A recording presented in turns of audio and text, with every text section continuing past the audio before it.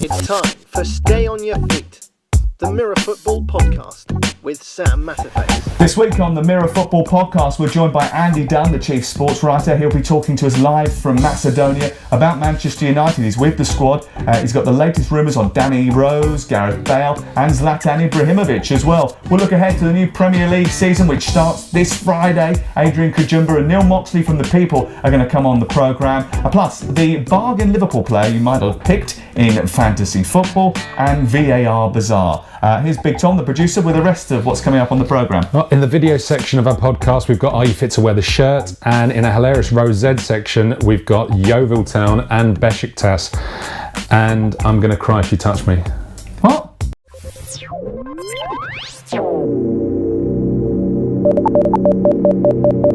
Hello, this is Sam Matterface and this is our producer Big Tom for the Mirror Football Podcast. Just if you're listening to this podcast, remember you can watch it as well on the Mirror Football Facebook page. Please share it, please retweet it, please Snapchat the hell out of it. Whatever you want to do, just tell all your friends. We'd love you to spread the word.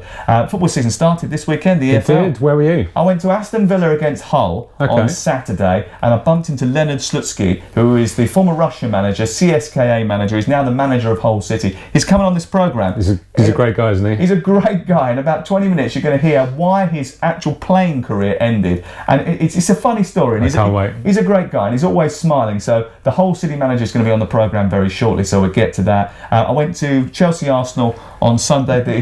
Not a fan of the pens, are you? Shield, the ABBA penalty shootout. What I'm less of a fan of is Thibaut Courtois taking Chelsea's second penalty. Yeah. That hasn't come down yet. In fact, I'm still waiting. I'm just avoiding the sky just in case it comes down and hits me on the head. But loads coming up on the show, both audio and video. You can subscribe to us via iTunes or you can hit us up on all the social media. The details you can see all over your screen throughout the course of the next few minutes. At Stay On Your Feet on Twitter, at Stay On Your Feet TV on Instagram and the at Mirror Football Facebook page as well. Loads of stories on the website today. Yeah, what's on the website? What's breaking?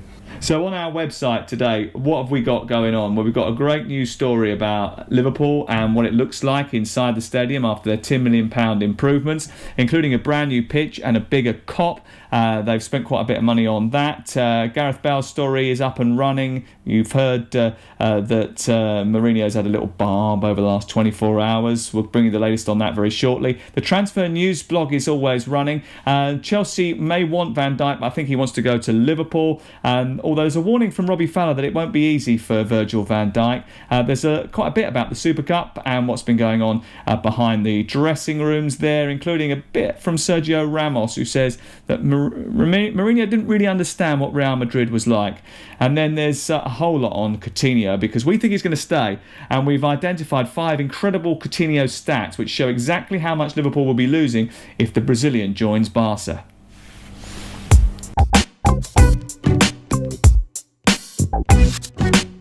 And the Mirror Football website is around 24/7. Make sure you go on there. There's all the breaking news whenever you want it. Let's turn our attention to the big start of the Premier League. It starts Friday night. Adrian Kajumba and Neil Moxley, the chief sports writer from The People, are joining us to discuss the big issues going into the first Premier League weekend. Gentlemen, thanks for joining us on the programme. Really appreciate that.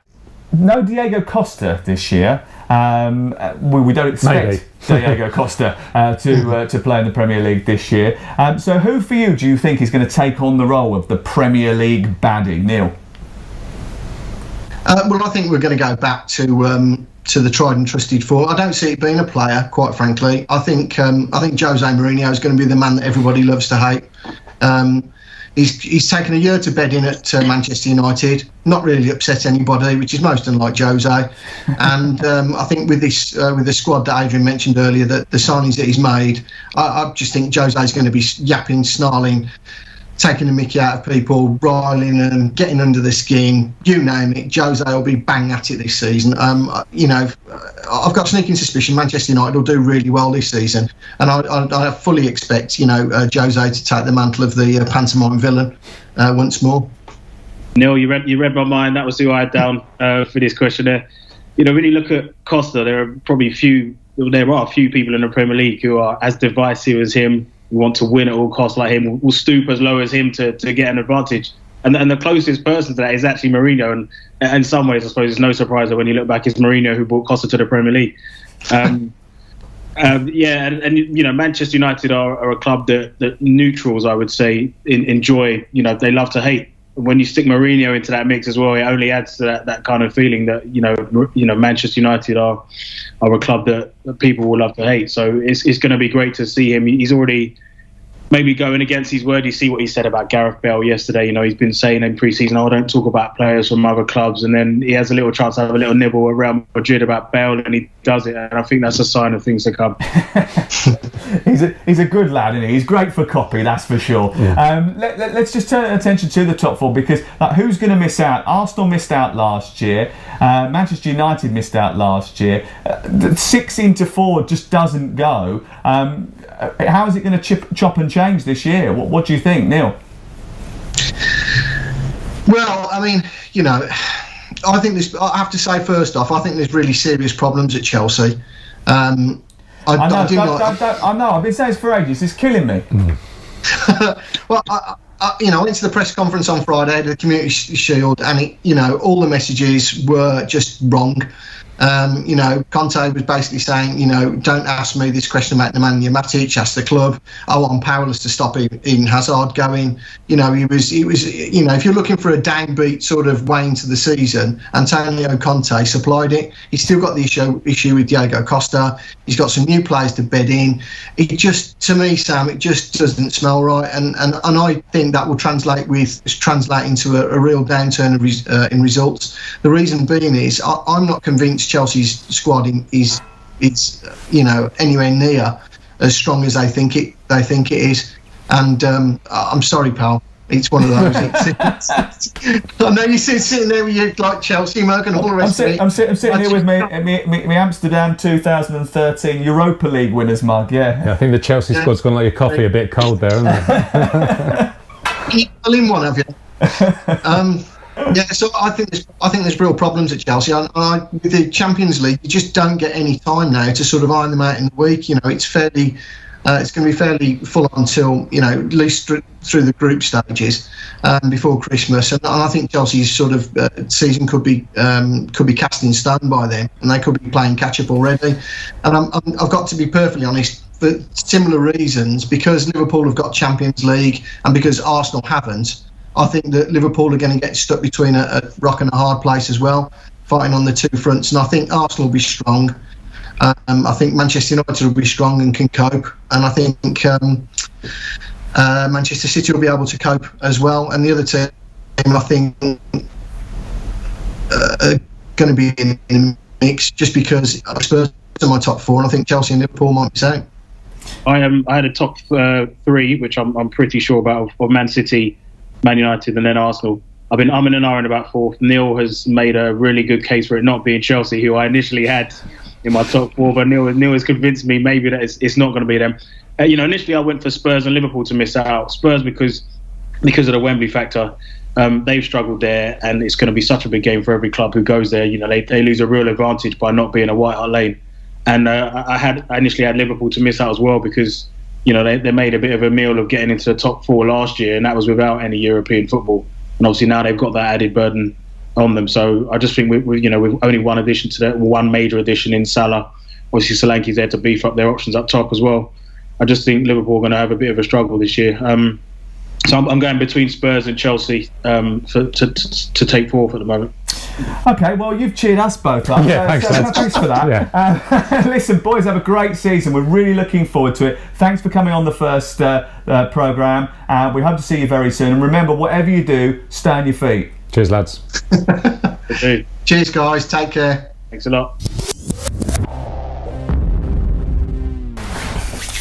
Oh yeah, baby, it's time for Big Tom's big news. Every week he's going to do it to bring you the important thing that you must know, but people aren't talking about, because it doesn't get you the retweets or the little heart likes on Twitter. Nope. So this week we're talking about a new directive for diving. So why stay on your feet? It's inspired by a new directive this season. Now the FA can take retrospective action when a ref has been deceived as a result of simulation. Okay. However, not any old simulation or dive. The dive needs to have a penalty or red at the end of it. I thought you were going to say it needs to be a good dive. No, it needs to have a consequence. Okay, so someone's got to win from it. Absolutely. They break it down into two ways of conning the ref apart from the old-fashioned dive. Okay. One, an exaggeration of injury, being barely touched but crying like your leg is broken. Ah! I didn't even touch you that time. Sorry. Again. Ah! Yeah, okay, that's fair. Or two, feigning injury, not being touched at all but crying like your leg's been broken. Ah! I didn't touch you then, definitely. Got it that time. Here's the kicker though. There needs to be clear and overwhelming evidence to suggest the player had intentionally conned the ref. Okay. It then goes to an ominous 3-person panel, one ex-ref, one ex-manager and one ex-player. Scary. And each member watches the footage on their own, and only if they all agree, a player will be hit with a 2-game ban. Okay. Hope that clears it up, but do you think it'll work? I don't think it'll work, only because UEFA tried this before. They banned Eduardo after a Champions League qualifier against Celtic when he was playing for Arsenal. Arsenal appealed against it. And UEFA went, oh yeah, well, we can't prove it, so yeah, you better get off. Yeah. Danny Murphy's on that panel though. Okay, credibility. Yeah, but you take it seriously. He takes everything very seriously, Danny. And there's also, but if you look through the panel, the one thing that really worried me about it is there's 13 people from which they can draw members of that 3-man panel. Okay. The ominous 3-man panel is going to decide your fate if you dive. Yeah, watch out, Victor Moses. There's no strikers. There's no strikers. Oh, really? There's only Trevor Sinclair, who's a forward player. Everybody else is like a defender or a former goalkeeper. You need Then you've got the refs and the managers as well, but everyone's like very defensive-minded. You need the master of the dark arts, the striker themselves. You need to get Luis Suarez on this panel. Oh, easy. Then Protection. Here we go. But listen, the idea is right. We want to get diving out of the game. Yeah. Let's hope it works.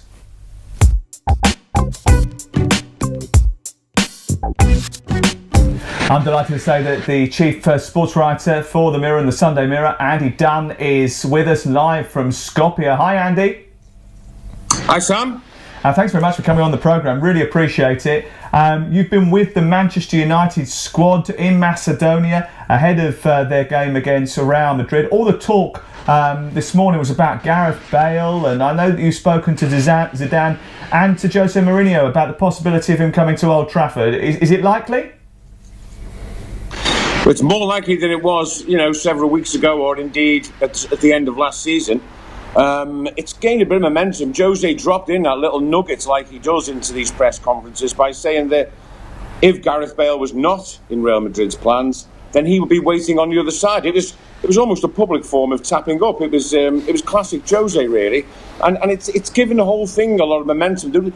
Behind it are stories in the Spanish newspapers, quite strong stories that Jose referenced in his press conference, suggesting that Bale would be the one to make way should they sign Kylian Mbappe, or even if they don't, and that Bale's future was under somewhat of a cloud. You know how strong the Spanish press are, you know how strong Real Madrid supporters have turned against you, and that has put the question marks over Gareth Bale's future, giving Jose Mourinho some encouragement, giving other coaches who might be interested some encouragement. For me, though, it's the unlikely part of it is Gareth Bale wanting to come back to the Premier League. He would have to be forced out. He would have to be told by Real Madrid, you have no future here. Because I went to see Gareth Bale towards the end of last season, and on the record and off the record, he's absolutely clear that he wants to stay at Real Madrid. He loves the life out there. He loves the way Spanish football is played.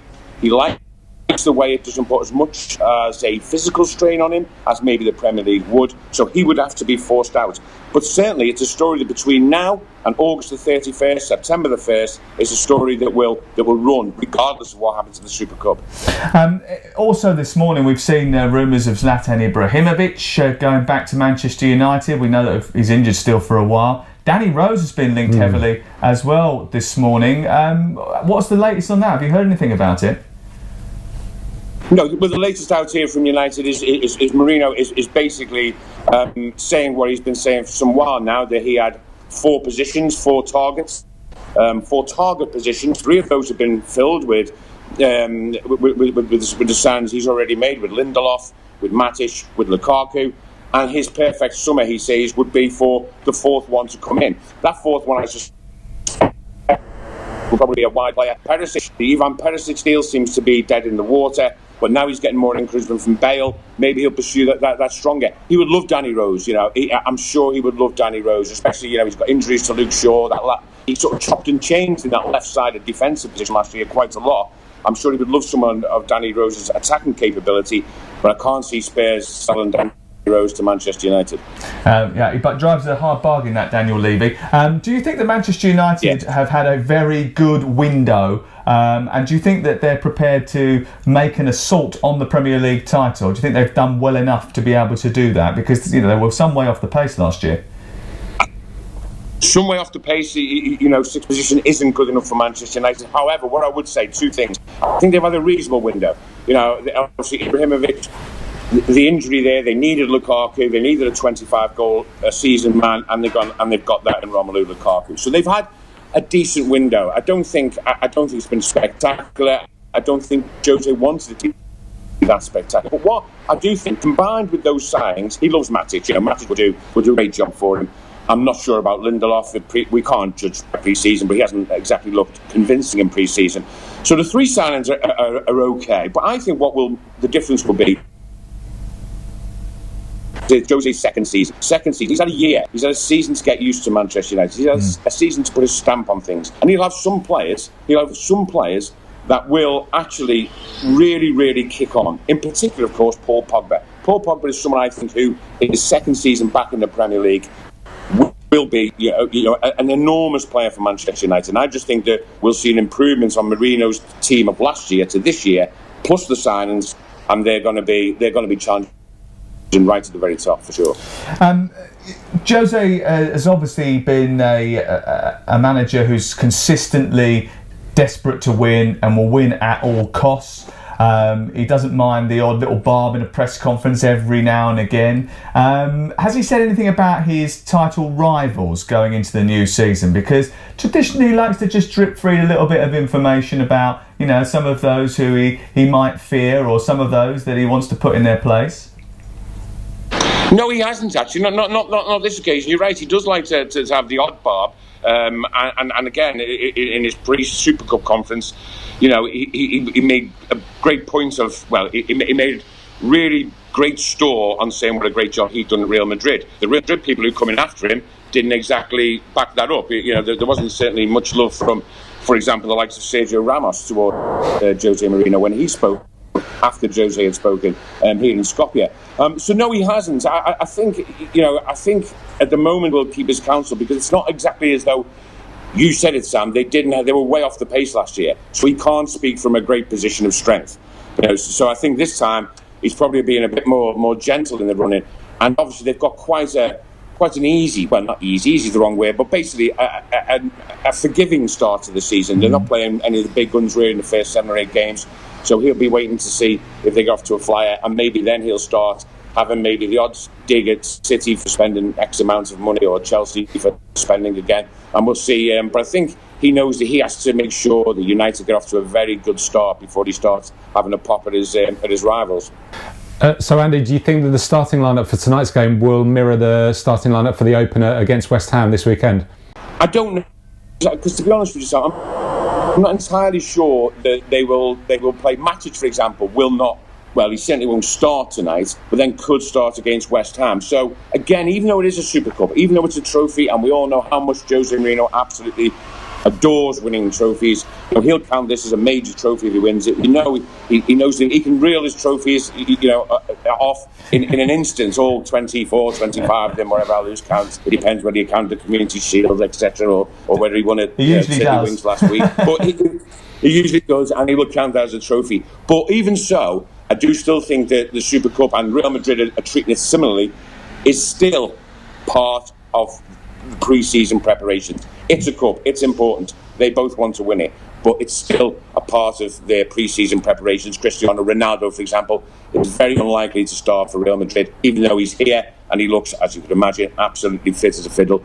So I think in that sense, there will still be an element of preparation for that game. So I would expect maybe slightly different personnel at Old Trafford on Sunday. Andy, super. One more question before we let you go. What's the best thing about Skopje that you found? Sorry, Sam, I didn't quite catch that one. What's the best one? Sorry. What's the best and thing? that wasn't a political debate, No. What's the best thing you found in Macedonia, in Skopje? What's the best thing about Skopje? The best thing about Skopje is a statue of Alexander the Great. And I'm not talking about Sir Alexander Ferguson the Great. I'm talking about Alexander the Great. They love a statue here. They absolutely love a statue. And everywhere you go, there are fantastic statues. And down by the river last night, the United fans were cavorting down there. All I have to say, in fantastic spirit. It was a great night. And today, well, today should be. It's all primed. It's interesting. The stadium is a newish stadium, a new stadium, and there's a real sense here in Skopje of it being a privilege to host two teams of the stature of Manchester United and Real Madrid, and it should be a great night. Looking forward to it. Andy, thanks for coming on the programme. Really appreciate it. That's Andy Dunn, the chief sports writer of the Mirror and the Sunday Mirror. Cheers, Andy.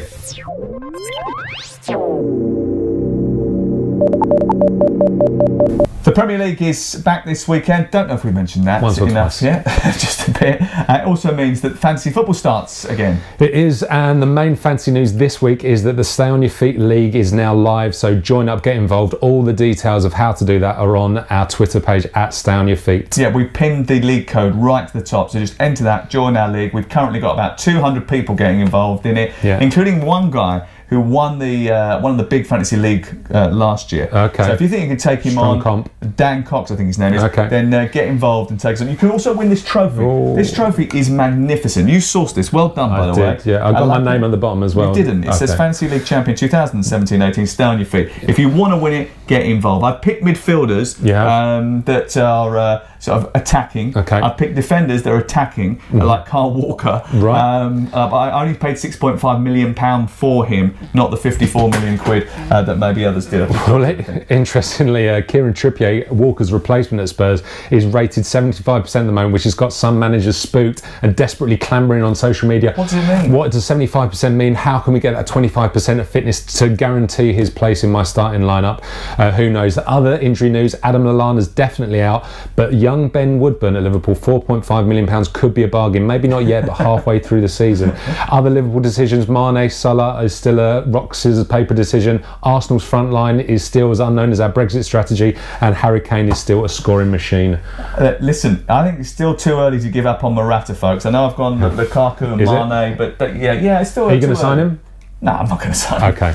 But you can win this if you join our league by 6:45 on Friday. That's the deadline, and stay on your feet. Get involved.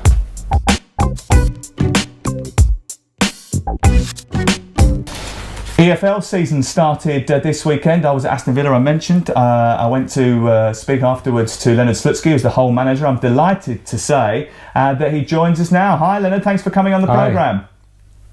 Hi, thank you. I'm very happy to stay here and first time in your program. Yes, it's very interesting time, and I'm congratulating all supporters with start season in championship. It's really will be interesting season and a lot of interesting matches. How have you found English football? Have you enjoyed it so far? Yes, of course, because it's really very exciting, very interesting, and I think each match in championship will be very difficult because each team, especially at home, it's a very tough team. For example, on Sunday, I went to a match Bolton against Leeds and watched on live. And really, it's very fighting match, and we don't have a favorite in each match. If you look on the results on the first matches, it's a maximum results. It's a 2-0. In other matches, it's or draw or only difference one goal. It's really very difficult tournament, very, very fight, very tough, and I think it's very good for supporter. You, of course, won 3 Premier League titles in Russia. You were the Russian national manager. You were involved in the European Championships. You've had so much going on. Why did you decide to come to English football, and why in particular Hull City? No, it's really, I had an unbelievable time in CSK, and really all my titles in CSK, in Russia, it's very important for me, but I need a new challenge in my career, because really manage of a team on the another language, working with another players, another mentality. It's really big challenge in my career, and now it's a very exciting and very important time for me in my career. But in Russia, I also was very happy, especially when we won the titles. You not many people know that you were a promising goalkeeper as well. Is this a true story? Is it true that you really had to give up your football career because you fell out of a tree trying to find a cat?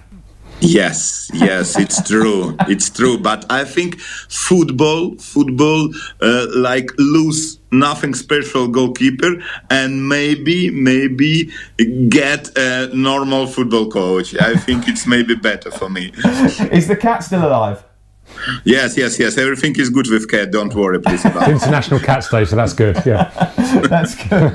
That is good. I spoke to some of your players after the game on Saturday, and one of the things that they were telling me was that you're always laughing and joking and smiling on the training field. You're quite a happy character, aren't you? Is that important for you to keep your team happy? I think only positive mood and only positive people can bring something in the football, in another working, yes, and it's life, it's a very, very positive moment, and you try always positive thinking, positive doing something, and only with good mood, because football, it's like artist, yes, it's a very interesting profession, yes, and if you will working without smile and only hard work, it's really not effective, maybe, yes. And my style, always hard working with a smile, yes, with a positive mood, and with working will be more effectively when without with. Excellent. Listen, Brilliant. Good luck over the course of the season. We're really delighted to have you on the show, and we'll hopefully speak to you soon. Good luck to Hull City, and good luck to you. Thank you. Thank you, Lenid. Thank you very much. That's Lenid Slutsky, the Hull City manager, joining us on the programme.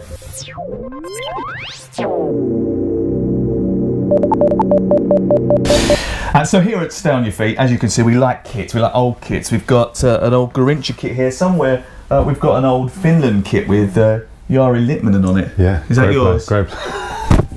Anyway, easy now. But I don't know if you've got that's one of your old kits. I'm sure you can still get into it because it's absolutely massive. But I know you've got a Liverpool kit from like 1986 or something, haven't you? Framed, yep. Double year. Can you still get in that? Absolutely not. The reason I ask is because there's a guy that has sent us this video this week. Hello, I'm Chris Bayliss from Portsmouth, and this is the very first shirt that I bought for my own money back in 1994-95 season. It's Portsmouth goalie top worn by the legend Alan Knight, and I used to wear that on the Fratton end with my dad. So I'm going to go and try and see if I can still fit in this shirt. First of all, it's an interesting top, isn't it? It's a beaut. It's the kind of top that I would expect Jorge Campos to wear. Yeah, not Alan Knight. I mean, Alan Knight's a little bit more sedate than Jorge Campos. But do you think he's going to get into that shirt? It's going to be a squeeze. It's going to be a squeeze. He's 32 now, but listen, good on him for trying to do it. I mean, you can't. These shirts, they last for ages. You can't just throw them away. No. Let's have a look. Okay, here we go. This is the shirt that I owned in 94-95, so I was about 9 or 10 years old. I'm now 32 and much bigger, so let's see if I can still fit in this shirt. Very hairy as well, I thought. He's a hirsute young man, yes. Well, he's got the arms in, which is pretty impressive. Yeah, the head. God, that was like giving birth to a baby giraffe. This is the big torso number. Oh, well done. He's done it. That must have lycra in it. That's all I'm saying. It must have lycra in it.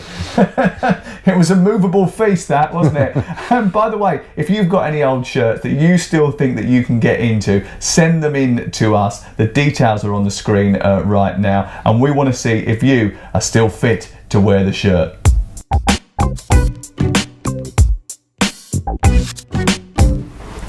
This is where we look at the Rose Ed section of the Mirror Football website. It is the area devoted to the bad, the mad and the glad, the celebration of the beautiful game in an off-the-wall style. This week we are devoting our time to player unveilings and VAR. Everyone's trying to be inventive, creative, get people talking. What's out there? Yeah, I was expecting a little bit more from PSG, really. Yeah, a little bit muted, wasn't it? A bit understated with Neymar.